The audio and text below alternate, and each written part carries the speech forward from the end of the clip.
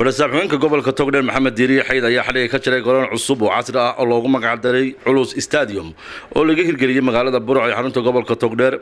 Xafladii furitaanka ee garoonkan cusub oo ay ka soo qayb galeen madaxda gobolka, kuwa degmada, madaxda booliiska iyo marshal badan ayaa ugu horeyn mas'uuliyiinta halkaasi ka hadashay waxa ay soo dhaweeyeen garoonkan cusub ee casriga ah ee laga furay magaalada. waxaan leenahay stadiumgan loogu magac daray runtii ciyaartooygii gobolka Togdheer magaca ku lahaa ee qiimaha ku lahaa ee sharafta ku lahaa ee la oran jiray Culus. Ilaahay subxaanahu wa ta'aala waxaan uga baryaynaa in jannadii firdawsa ka waraabiyo. waxay fariin u tahay maxay ahayd in mukhadaraadkii iyo tahriibtii lala dagaalamayo. waan soo dhaweynaynaa ka gobol ahaan iyo ka degmo ahaanba. waxaan ku faraxsanahay dhalinyaradii aanu anagu ka shaqayn jirnay nabadgelyadooda habeen walba aanu ku saamaleeli jirnay. mar haddii rag ka shaqeeyo oo halkan ku saamaleeliyo annaga bayna xil furteen. aad iyo aad baan ugu mahadnaqaynaa, annaguna waanu la shaqaynaynaa, garoonkaanu la shaqaynaynaa, maamulkaanu la shaqaynaynaa, nabadgelyadaanu kala shaqaynaynaa.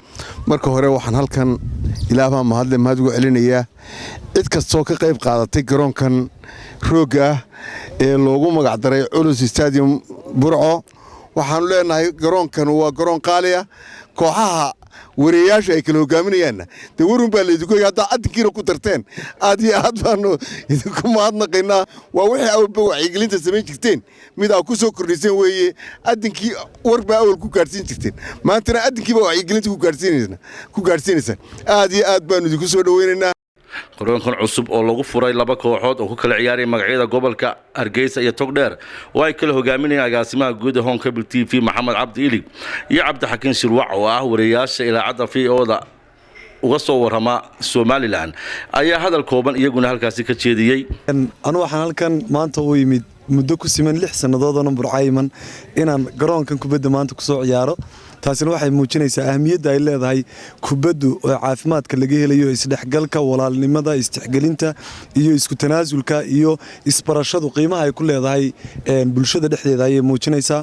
garoonkaasan maanta halkan u yimid aad baan ugu mahadnaqayaa Maxamed Diiriye oo garoonkan furay, Kayse Axmed Digaalo oo isaguna hawshan ka hirgeliyay wax badan. ku faraxsanahay inay kooxda Hargeysa maanta halkan guul kala tagi doonto.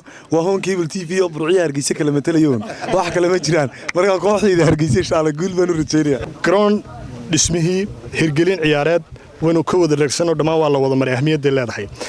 waa mid ku suntan kuna suntanaan doonta ahmiyadda ciyaartooyga qiimaha badan leh Culus oo ku lahaa gobolkan Togdheer iyo waliba guud ahaanba Somaliland. isla markaana wuxuu noqon doonaa goob kamid ah goobaha ay bulshadu isugu timaado, lagu wada ciyaaro, la isku dhexgalo.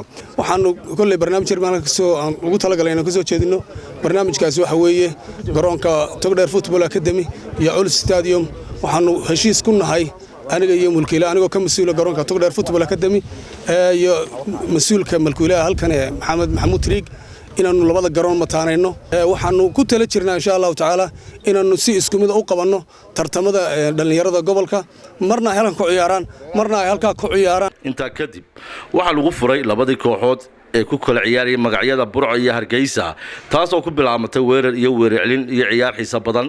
hase yeeshee markii ciyaartu socotay wax yar ayaa gool qurux badan waxa u dhaliyay kooxda magaca Hargeysa ku ciyaaraysay agaasimaha Home Cable TV Maxamed Cabdi Ilig oo isagu kooxdaasi hogaaminayay.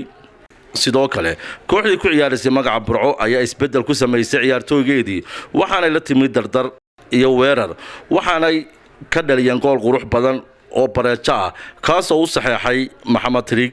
ciyaartan oo ahayd mid aad u xiiso badan leh isla markaana dadweynihii daawanaya aad u soo dhaweeyeen ayaa waxay ku soo dhamaatay barbardhac iyadoo aan kooxina kooxda kale ka badin. Kayse Axmed Digaale, Home Cable TV, Burco.